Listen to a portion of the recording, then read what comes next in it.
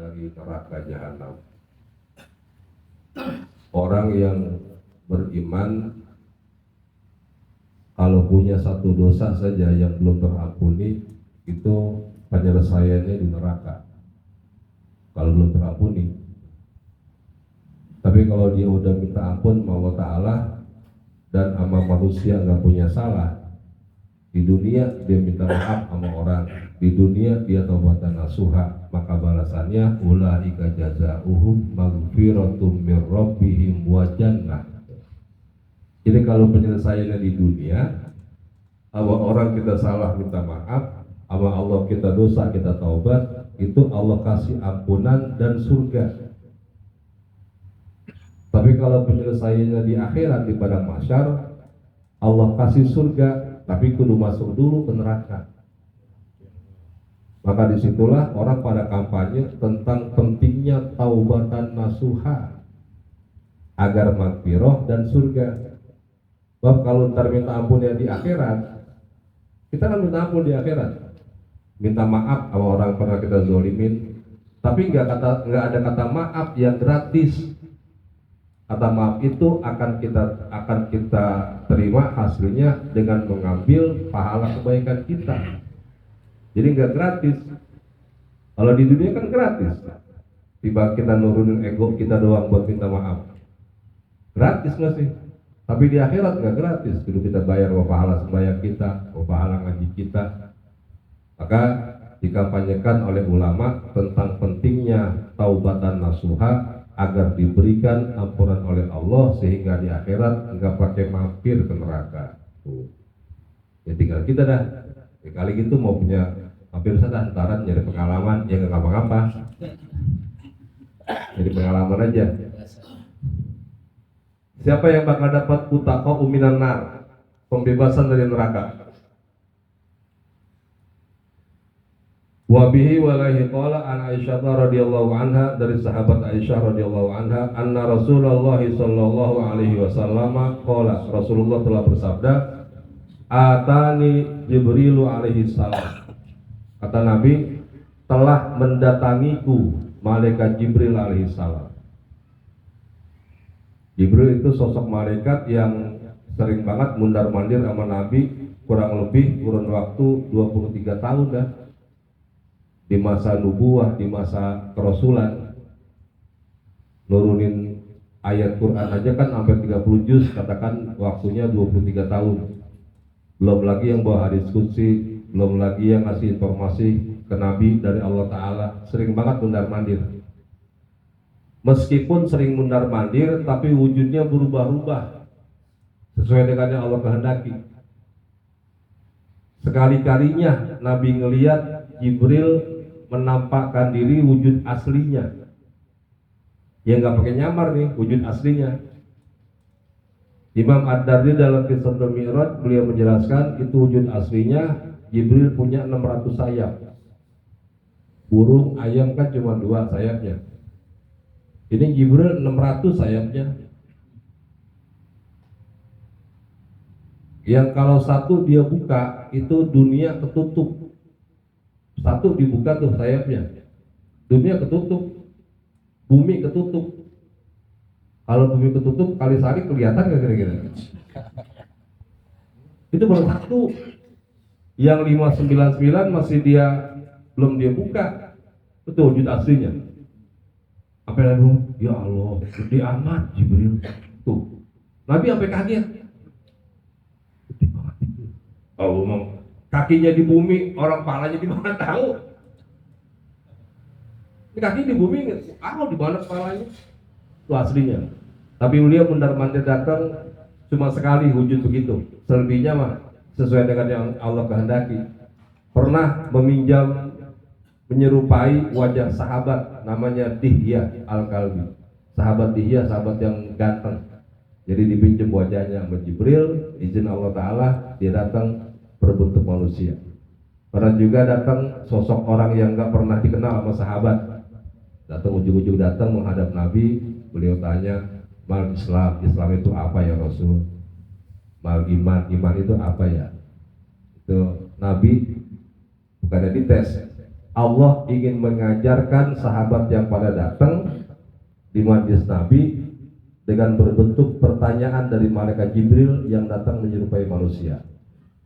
Nah, di sini ulama bilang bolehnya kita bertanya sama guru dengan tujuan bukan ngetes, supaya ntar teman kita yang belum paham jadi tambah paham. Kita udah ngerti nih, rukun wudu ada 6. Ada teman kita mualaf, dia belum tahu. Kalau kita yang jelasin kan dia nggak percaya. Emang kita kan separah ulah koros, jadi dia nggak percaya.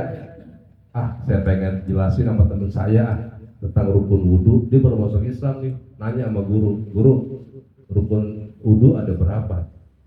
Guru kita jawab, tujuannya apa? Biar jamaah tahu. Nah, Jibril begitu tuh. Nah, pertanyaannya, bisa nggak kita sebagai manusia biasa menerima kunjungan malaikat? Kira-kira ini kita bisa ketemu malaikat? Kalau Nabi kan udah keseringan. Nah, kita kira-kira bisa nggak? Hah? Bisa. Apa jadi kagak? Tapi sekali seumur hidup. Kan mau mati. Artinya kan bisa. Bisa. Sekali-kalinya udah. Nggak bisa diceritain. Kalau udah ketemu, udah ketemu udah dah. Game over udah. Udah nggak ketemu lagi udah. Bisa. Akan di dalam surah Al-Waqiah apa? Falaula idza balagatil hulqum wa antum hina idzin tanzurun. Atau di surat yang lain, laqad kunta fi ghaflatin min hadza fakashafna anka ghita'aka. Jadi begitu ajal datang itu Allah membuka penutup mata batin kita. Kita mau meninggal nih, di kamar kita tuh ada anak, ada bini, ada keluarga pada kumpul. Kita udah kapan lagi sekarang. Nah, karena kita orang soleh, maaf ya kita tawadu dikit, orang soleh, sombong apa tawadu? Kita mah ahli ibadah, orang soleh, cinta sama ulama. Itu kita bilang begini, ya Allah, itu guru kita udah nyampe jemput kita. Kata anaknya, siapa bang? Itu Habib Fulan udah jemput gua. Itu di jemuran ada burung merak katanya. Itu Allah buka penutup mata batin kita. Kita bisa melihat yang orang sekitar kita nggak melihat. Termasuk kedatangan Israel. Kita melihat dengan jelas. Itu tuh yang jemput udah datang. Allah masih nutup mata batin kita. Meskipun depan mata kita dia sakaratul maut, kita nggak bisa melihat. Coba andaikan kita bisa ngelihat, bagaimana kira-kira? Ini bapak kita mau meninggal nih, Israel datang, kelihatan sama kita apain ke Israel? Ajak berantem. Itu kita mah masih belum bisa ngelihat kecuali ntar sekali-kali yang lihat terakhir udah. Makanya jangan maksain dong lihat sekarang, ntar aja 1000 tahun lagi kita ngelihatnya. Tuh, dah malaikat Jibril datang. Apa kata Jibril? Walillahi fiha utaqa'u minan nar. Ya Rasul, Allah akan memberikan garansi pembebasan dari neraka buat umatmu katanya. Kata Nabi, berapa banyak? Ada kuotanya nggak? Ada. Ada di syu'uri ghanami kalbin. Sejumlah bilangan bulu domba yang dimiliki oleh Bani Kilab. Di Mekah itu ada suku namanya Bani Kilab. Itu kalau lagi gembalain dombanya sampai nutup gunung. Sejumlah itu. Sekarang saya tanya, saudara bisa nggak memperkirakan seekor domba bulunya ada berapa? Ratusan ribu apa jutaan? Ada tukang kambing nggak di sini? Kami nggak susah itu. Kira-kira itu ratusan ribu apa sampai jutaan? Kira-kira domba nih domba jutaan ya? Seekor jutaan. Kalau domba yang dimiliki oleh Bani Kilab yang kalau lagi digembalain sampai nutup gunung, kita nggak kebayang berapa miliar jumlah yang akan dapat garansi pembebasan dari neraka buat umat Nabi. Tuh dikasih garansi dari Jibril informasinya. La yanzurullahu fiha ila musyrikin. Tapi ada pengecualian yang gak dapat garansi pembebasan dari neraka. Pertama, musyrikin yang pernah musyrik mensekutukan Allah. Kita sih secara nyata barangkali maaf kita mah nggak pernah musyrik. Tapi kenapa para ulama sekali-kali menyandarkan ibadah dengan syahadat? Bukan keharusan. Coba mau akad nikah, Pak Penghulu minta kita syahadat nggak? Syahadat ya? Ayo pengantin sama wali istighfar 3 kali. Astagfirullahaladzim. Istighfar syahadat. Asyhadu alla. Itu pengantin yang rada ribet. Dia kata gini, Pak Penghulu, kita mau udah Islam, ngapa syahadat lagi? Itu alasan akal sehatnya begitu. Kita udah Islam, yang syahadat bahkan yang belum masuk Islam dia syahadat, kita mau udah Islam ngapa syahadat lagi? Dia tanya begitu. Kata aki-aki, kata aja lu pengen buru-buru tuh, kata aki-aki mah yang kawin ya kali. Kenapa dia minta syahadat lagi? Sebab khawatir ada kemusyrikan yang gak disengaja. Kan kemusyrikan mah gak bakal kelar dengan istighfar, gak bisa. Kita musyrik sama Allah Ta'ala minta ampun, astagfirullah, gak bisa. Kudu passwordnya lagi, syahadat. Jadi errornya iman dengan syahadat. Kudu diisiin kata sandi lagi, syahadat itu. Kalau nggak syahadat nggak bisa. Maka kita bersyukur dalam sholat ada syahadat. Ya, assalamu alayna wa ala ibadillahis asyhadu alla. Itu dalam ibadah ada syahadat. Azan. Semua jawaban azan itu lempengan. Selain hayya 'alas shalah, hayya 'alal falah, pasti jawabannya pengulangan dari apa yang diucapkan oleh muadzin. Allahu akbar, Allahu akbar, Allahu akbar, Allahu akbar. Asyhadu an la ilaha illallah. Apa jawaban kita? Asyhadu an la ilaha illallah. Itu kan seakan-akan agama ngajak, yuk yang pada punya kuping dengan azan syahadat. Asyhadu anna Muhammadar Rasulullah, asyhadu anna Muhammadar Rasulullah. Hayya 'alas shalah, apa jawaban kita? La haula, itu mah bukan hayya 'alas shalah kita jawab. Kita khawatir ada kemusyrikan yang nggak disengaja, maka diulang-ulang syahadat, dengar azan syahadat, sholat syahadat. Takut ada kemusyrikan yang nggak kita sengaja.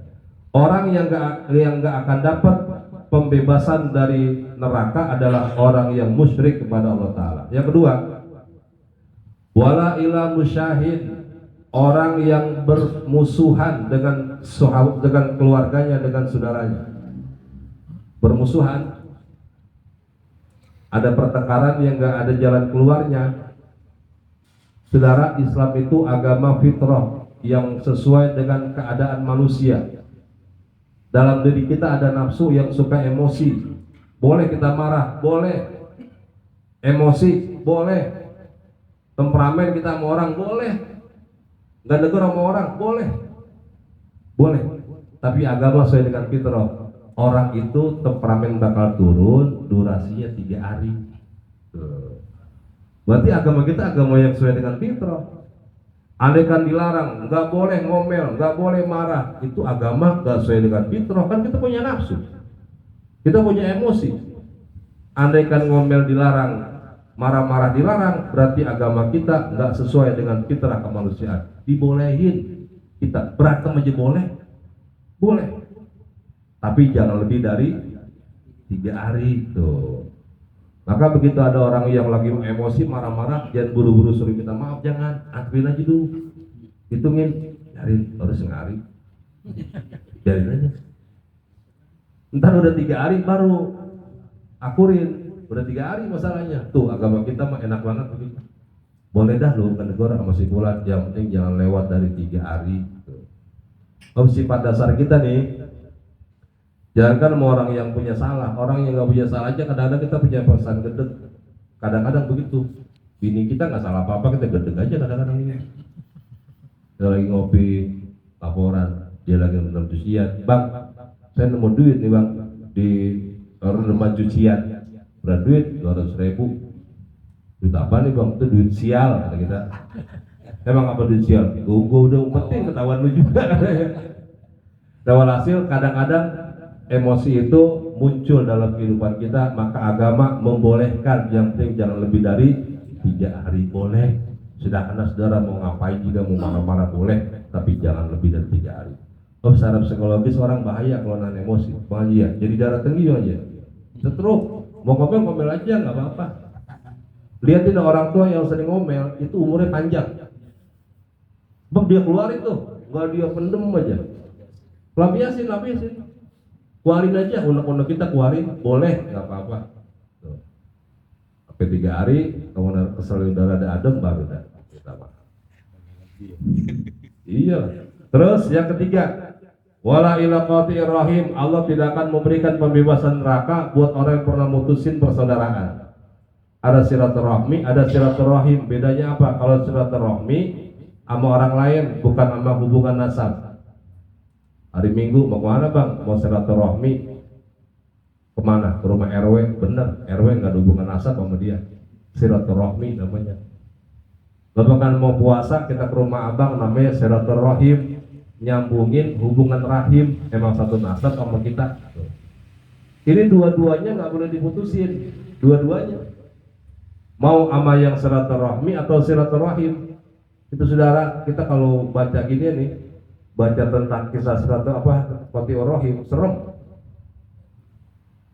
Itu ada riwayat Nabi Muhammad di majlis begini nih. Karena Nabi Muhammad kan kalau di majlis kan bakar gaharu ya, biar ruangan jadi wangi. Itu sunnah Nabi. Mau di majlis, mau taklim atau mau zikir, sunnah. Mau ada tamu, bikin wangi rumah, bikin wangi majlis, asapnya. Orang yang paham, dia nggak nganggap itu klinik, enggak ada kliniknya, bikin harum ruangan, masa klinik begitu. Nah, kubu sebelah nih saudara kita bilang itu tahlilan bakar-bakar minyak katanya. Mau manggil jin, dia nggak paham, bikin harum ruangan, apa salahnya? Kita ngepel kan bikin wangi lantai kita, nyemprot bikin wangi lantai kita, asap itu juga sama. Itu saudara Nabi dibakarin gaharu sama sahabat, asapnya mengelilingi ruangan, wangi harum. Lagi asik talim, tiba-tiba Nabi ngomong begini, sahabatku, kalian ngendus nggak bau neraka? Ini bau bangkek dari neraka katanya. Kata sahabat, enggak Nabi, ini bau harum banget, bau gaharu, ngapa jadi bau neraka? Ini baunya jelas banget, saya nggak kuat nih, saya nggak kuat kata Nabi.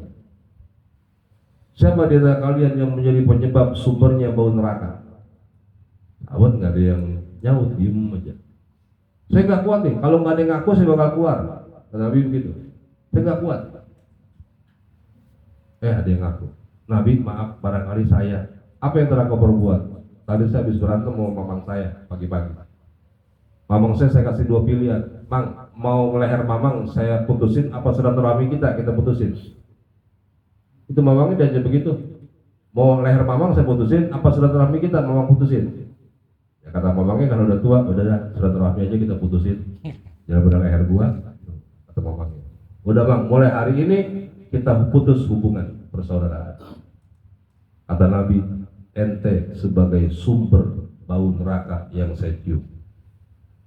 Saya mohon tinggalkan majlis saya dan jangan dekat sama saya lagi. Saya nggak kuat sama baunya. Terus sahabat digituin nangis sama Nabi, dia keluar dari majlis Nabi ke rumah mamangnya. Mang, maafin saya, redoin saya. Nabi bilang, kemana aja saya berjalan, itu aroma neraka tercium sama Nabi.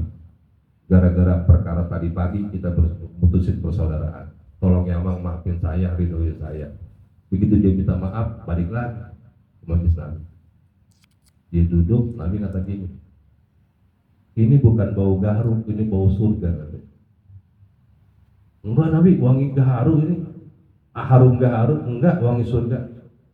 Dari mana sumbernya? Kata sahabat begitu. Itu tuh saudara kita yang tadi dia keluar dari majlis untuk minta maaf dan nyambungin persaudaraannya. Tadi aromanya aroma neraka, sekarang aromanya udah aroma surga. Serem saudara, masalah silaturahmi. Maka hubungan saudara sama kita, main sama saudara, main sama adik sama abang kita, jangan pakai hati, udah.